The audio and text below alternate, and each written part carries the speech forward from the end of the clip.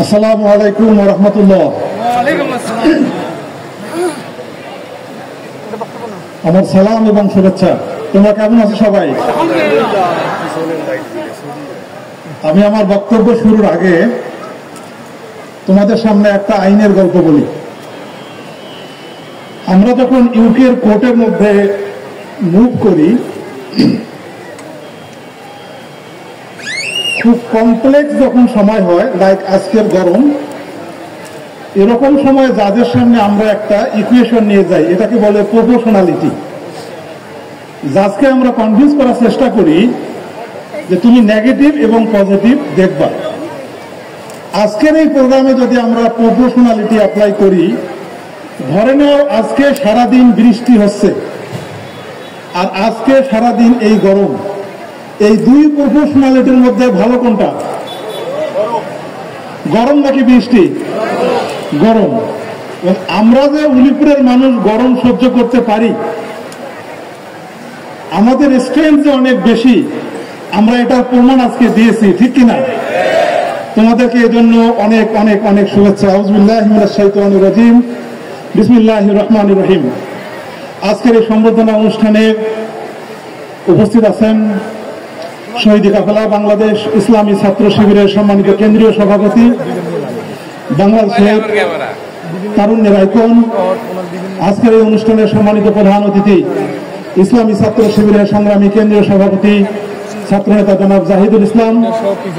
আমাদের মাঝে উপস্থিত আছেন শহীদ রায়হানের সম্মানিত পিতা, অন্যান্য বিশেষ অতিথিবৃন্দ, সম্মানিত শিক্ষক মন্ডলী, অভিভাবক বৃন্দ, প্রান্তীয় ছাত্রছাত্রী ভাই ও বোনেরা, আবারও আমার অন্তরস্থল থেকে তোমাদেরকে সালাম এবং শুভেচ্ছা।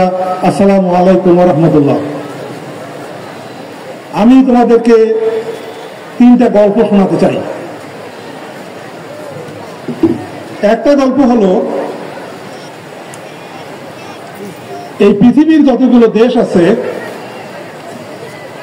তোমরা যদি এই পৃথিবীর দেশগুলোকে স্টাডি করো, তাহলে দেখবা যে পৃথিবীর দেশগুলোর লিস্টে কিছু দেশ আছে পৃথিবীর সবচেয়ে ধনী দেশের তালিকায়। আবার পৃথিবীর মধ্যে কিছু দেশ আছে যে দেশগুলো সবগুলো গরিব দেশের তালিকায়। দুঃখজনকভাবে আমাদের বাংলাদেশের অবস্থানটা হলো গরিব দেশের তালিকার মধ্যে একটি দেশ। পৃথিবীর অন্যতম একটা ধনী দেশ, যে দেশের মধ্যে আমি পড়াশোনা করেছি, এই দেশের একজন প্রাইমারি স্কুলের ছাত্রের সাথে বা হাই স্কুলের ছাত্রের সাথে আমি গল্প করতেছিলাম। তোমাদের বয়সের একজন ছাত্র, তার সাথে আমি গল্প করতেছিলাম। তাকে আমি বুঝাচ্ছিলাম যে তোমরা এত সৌভাগ্যবান যে তোমাদের দেশের একজন এমন ছেলে নাই বা একজন এমন মেয়ে নাই যাদেরকে চিকিৎসার অভাবে মারা যেতে হয়। সুইডেনের রাজধানী স্টকহোমে, তোমরা নিশ্চয়ই জানো যে পৃথিবীর সবচেয়ে বড় পুরস্কার নোবেল পুরস্কার যে দেশ ফান্ড করে, এই দেশের রাস্তা দিয়ে আমি হাঁটতেছিলাম আর তার সাথে যখন গল্প করতেছিলাম, ওই ছেলেটি আমাকে বলতেছিল যে আঙ্কেল, এটা কি সম্ভব যে পৃথিবীর মধ্যে কোনো শিশু চিকিৎসার অভাবে মারা যেতে পারে? বিদেশের একটা ছেলেকে, উন্নত দেশের একটা ছেলেকে বিশ্বাস করানো যায় না যে পৃথিবীর অনেক দেশ আছে, বাংলাদেশের মতো অনেক দেশ আছে, যে দেশগুলোতে যে অনেক ছেলে আছে, অনেক মেয়েরা আছে যারা চিকিৎসার অভাবে মারা যায়। তোমাদেরকে আমি আরেকটা গল্প বলি।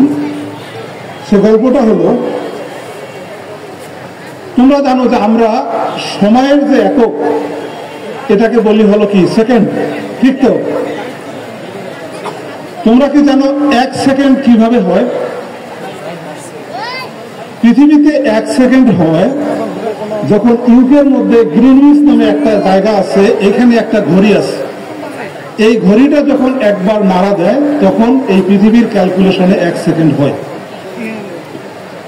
উলিপুরের একজন ছেলে হিসাবে, তোমাদের একজন বড় ভাই হিসাবে আমার সৌভাগ্য হয়েছে এই গ্রিনউইচের সেকেন্ডটা যেখানে নড়ে তার পাশাপাশি থাকার, তার পাশ দিয়ে হাঁটার, এটা দেখার সৌভাগ্য অর্জন করার। ঠিক একইভাবে তোমরা যদি খেয়াল করো যে 1 মিটার কখন হয়, ফ্রান্সের একটা জাদুঘরের মধ্যে একটা দণ্ড আছে, এই দণ্ডটা হলো পৃথিবীর একটা স্ট্যান্ডার্ড মাপ। তো পৃথিবীতে 1 মিটার বলতে বোঝায় এই দণ্ডর সমপরিমাণ জায়গা, যেটা হলো 1 মিটার নামে পৃথিবীতে সমাদৃত। তোমাদের একজন বড় ভাই হিসাবে আমার সৌভাগ্য হয়েছে তার সামনে গিয়ে সেটাকে মেপে দেখতে।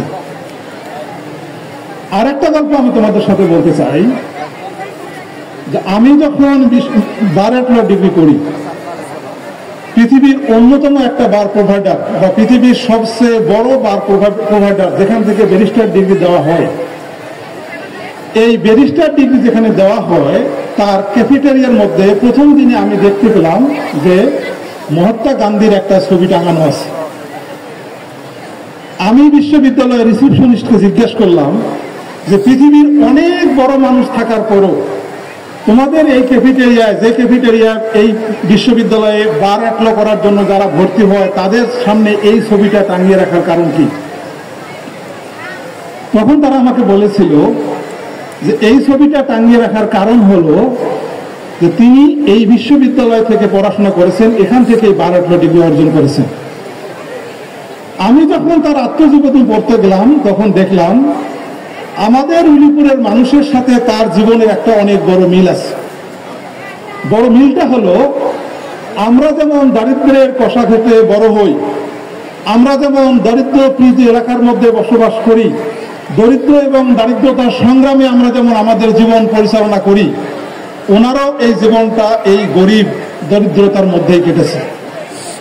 এই দরিদ্রতা কাটার পরও পৃথিবীর যেটা সবচেয়ে বড় ইউনিভার্সিটি, সেই ইউনিভার্সিটিতে যদি তার ছবি টাঙানো থাকতে পারে, আমার বিশ্বাস আজকে তোমরা এখানে যারা এসছো, যারা সিঙ্গেল ডিজিট রেজাল্ট করেছো, যারা A+ পেয়েছো, আমার বিশ্বাস তোমরা যদি পড়াশোনায় মনোযোগী হও, তোমরা যদি তোমাদের অভিভাবকদের কথা শোনো, একদিন তোমরা শুধুমাত্র এই উলিপুরের সুনামকেই নিয়ে আসবা না, একদিন তোমরা শুধু এই কুড়িগ্রামের সুনামকে নিয়ে আসবা না, একদিন তোমরা উলিপুরকে পৃথিবীর মানচিত্রে উজ্জ্বল করে উড়ায় ধরবা ইনশাআল্লাহ।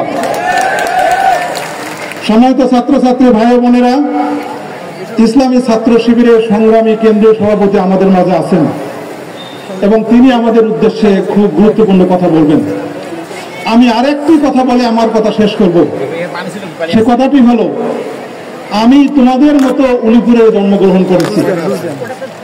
তোমরা যেরকম হাই স্কুল বা মাদ্রাসায় পড়াশোনা করো, আমি সেখানেই পড়াশোনা করেছি। কিন্তু আল্লাহ রাব্বুল আলামিন আমাকে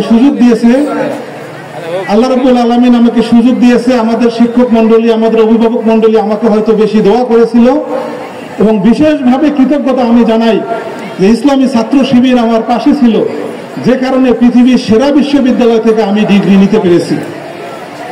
দেশে এবং বিদেশে বিভিন্ন সংগঠনে, বিভিন্ন প্রতিষ্ঠানে, বিভিন্ন ইনস্টিটিউশনে চলার পর আমার যতটুকু অভিজ্ঞতা হয়েছে, উলিপুর সম্পর্কে আমি যতটুকু মুখে ধারণ করেছি, আমি মনে করি উলিপুরের মধ্যে যদি সবচেয়ে ছাত্রদেরকে বেশি ফোকাস দেওয়া যায়, এখন যারা তোমরা ক্লাস 6 থেকে ক্লাস 10-এ পড়ছো, এখন যারা তোমরা A+ পেয়েছো, তোমাদেরকে যদি ভালোভাবে তৈরি করা যায়, তাহলে তোমরা শুধুমাত্র উলিপুর থেকে কুড়িগ্রাম, উলিপুর থেকে রাজশাহী, উলিপুর থেকে ঢাকার স্বপ্ন দেখবে না। আমি মনে করি উলিপুর উন্নয়ন ফোরাম যদি তোমাদেরকে একটু সাপোর্ট দিতে পারে, উলিপুর উন্নয়ন ফোরাম তোমাদের পাশে দাঁড়াতে চায়, উলিপুর উন্নয়ন ফোরাম তোমাদেরকে দেখতে চায় তোমরা বাংলাদেশের গণ্ডি পেরিয়ে অক্সফোর্ড, কেমব্রিজ, ইয়েল, হার্ভার্ড, পৃথিবীর বড় বড় বিশ্ববিদ্যালয়গুলোতে গিয়ে একদিন পড়াশোনা করবে ইনশাআল্লাহ। আমি এই উলিপুরকে নিয়ে স্বপ্ন দেখি। তোমরা আজকে এই বইটা আমার পাবা, তোমাদের জন্য এই বইটি রচিত হয়েছে। এখানে তোমরা দেখবা যে একটা উলিপুরকে সমৃদ্ধ উলিপুর করার জন্য আমরা কি স্বপ্ন দেখি। উলিপুরকে নিয়ে আমার একটা খুব বেশি স্বপ্ন। আমি পৃথিবীর অনেক দেশে গিয়েছি, পৃথিবীর সবচেয়ে সুখী দেশে গিয়েছি, থেকেছি, পড়েছি, বিভিন্ন সভা সেমিনারে অ্যাটেন্ড করেছি, বিভিন্ন সংগঠনের নেতৃত্ব দিয়েছি। বিদেশের যখন একটা ফ্রিজ খোলা হয় তখন দেখা যায় যে চালটা আসছে পাকিস্তান থেকে, তেলটা আসছে স্পেন থেকে, ছোলাটা আসছে হয়তো ইতালি থেকে, কলাটা হয়তো আসছে হলো চায়না থেকে, মাছটা হয়তো আসছে নেপাল থেকে। তো বিদেশের মানুষরা সারা পৃথিবীর ভালো ভালো জিনিসগুলো দিয়ে তাদের জীবন ধারণ করতে পারে। কিন্তু বিদেশের মাটিতে আমি যখন দেখি, সারা পৃথিবী যখন আমি ঘুরি, আমার খুব কষ্ট লাগে। বাংলাদেশের অনেক জেলার অনেক মানুষকে আমি দেখতে পাই, কিন্তু দুঃখজনকভাবে আমি কুড়িগ্রাম জেলার মানুষের দেখা খুব কম পাই। আমি উলিপুরের মানুষের দেখা খুব কম পাই। এই জন্য আমি একটা স্বপ্ন নিয়ে উলিপুরে এসেছি। আমি এমন একটা উলিপুর গড়তে চাই যে বিদেশের অলিতে গলিতেও আমরা উলিপুরের মেধাবী ছাত্রদেরকে আমরা দেখতে চাই। আমি এমন একটা উলিপুরের স্বপ্ন দেখতে চাই, আমি একটা 5-0 প্রকল্প উলিপুর দেখতে চাই, যে এই উলিপুরের মধ্যে একটা মানুষ এমন থাকবে না যে মানুষটা না খেয়ে মারা যাবে। এই উলিপুরের মধ্যে একটা মানুষ থাকবে না যে মানুষটা বস্ত্রের অভাবে তার লজ্জা নিবারণ করতে পারবে না, লজ্জা নিবারণ করতে পারবে না। এই উলিপুরের মধ্যে এমন একটা মানুষ থাকবে না যে মানুষটা চিকিৎসার অভাবে মারা যাচ্ছে। এই উলিপুরের মধ্যে এমন একটা মানুষ থাকবে না যে মানুষটা সারাদিন হাড় ভাঙা পরিশ্রম করার পর বাসায় এসে একটু মাথা গোজার ঠাঁই পায় না। তোমরা শুনে খুব লজ্জিত হবে, বাংলাদেশের মধ্যে উলিপুর এমন একটি থানা, যে থানায় যদি তোমরা তোমাদের বাড়ি থেকে ডান দিকে 100টি ঘর কাউন্ট করো, তোমার যেখানে বাড়ি বা তুমি যেখানে দাঁড়াবো সেখান থেকে যদি বাম দিকে 100টি ঘর কাউন্ট করো, তাহলে তোমরা পাবা, এই বাংলাদেশের পরিসংখ্যান বলে যে এই 100টি ঘরের মধ্যে 46 জন মানুষ তুমি এমন পাবা যে মানুষটা 3 বেলা ঠিক মতো খাবার পায় না। 100 গণা যখন তুমি কমপ্লিট করবা, এই কমপ্লিট করতে গিয়ে তুমি পাবা যে আরো 26 জন মানুষকে পাবা যারা কোন রকম খেয়ে পরে বাঁচে। তার মানে একটা সমাজের একটা অঞ্চলের 100 জন মানুষের মধ্যে 70 জন মানুষ আছে যারা কোন রকম খেয়ে পরে এই উলিপুরের মধ্যে বেঁচে থাকে। আমরা উলিপুরকে পরিবর্তন করতে চাই। আমরা চাই উলিপুরের প্রত্যেকটা ঘরে ঘরে একজন কর্মক্ষম মানুষ তৈরি করতে। আমরা চাই উলিপুরের প্রত্যেকটা ঘরে ঘরে একজন মেধাবী শিক্ষার্থী তৈরি করতে, যে শিক্ষার্থী শুধুমাত্র তার দায়িত্ব নেবে না। উলিপুরের 32,500 যুবক আছে যারা পড়াশোনা করেছে, পাশ করেছে, কিন্তু আনফরচুনেটলি তারা সমাজের বোঝা হয়ে আছে বেকার হবার কারণে। আমরা চাই উলিপুরের প্রত্যেকটা ঘরে ঘরে যদি একজন বেকার না থাকে। আমরা ছাত্র এবং ছাত্রীদেরকে এমন ভাবে তৈরি করতে চাই সে যেন বড় হয়ে তার দায়িত্ব নিতে পারে, তার পরিবারের দায়িত্ব নিতে পারে, তার সমাজের দায়িত্ব নিতে পারে, এবং সকলে মিলে এমন একটি উলিপুর গড়তে পারে যে উলিপুরের মধ্যে ক্ষুধা নামের একটি শব্দ আর অবশিষ্ট থাকবে না। সম্মানিত ভাই ও বোনেরা, সুপ্রিয় ছাত্রছাত্রী ভাই ও বোনেরা, আজকে তোমাদেরকে সম্বর্ধনা দিতে পেরে, তোমাদের এই সম্বর্ধনার অংশ হতে পারে আমি গর্বিত। আমি মনে করি তোমাদের হাত ধরেই এই উলিপুর এগিয়ে যাবে। আমি তোমাদেরকে এই স্লোগানটা আবারও দিতে চাই যে আমাদের উলিপুর, আমাদের গর্ব, সকলেই মিলে সমৃদ্ধ উলিপুর আমরা গর্ব ইনশাআল্লাহ। এই সমৃদ্ধ উলিপুর গড়ার জন্য আজকে তোমরা এই গরমের মধ্যে কষ্ট করে এসেছো সম্বর্ধনা নেওয়ার জন্য। তোমাদের এই সময়ের জন্য তোমাদেরকে আন্তরিক মোবারকবাদ জানাচ্ছি।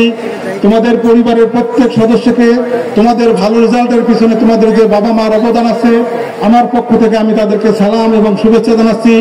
সম্মানিত শিক্ষক মন্ডলী যারা আছেন তাদেরকে আমি আন্তরিক মোবারকবাদ জানাচ্ছি যে আপনারা এই ধরনের ক্রিম স্টুডেন্টদেরকে তৈরি করছেন যারা একদিন এই উলিপুরকে পরিবর্তন করবে ইনশাআল্লাহ। আমি আমার পক্ষ থেকে আবারও সকলকে সালাম শুভেচ্ছা জানিয়ে আমার কথা শেষ করছি। আসসালামু আলাইকুম ওয়া রাহমাতুল্লাহ।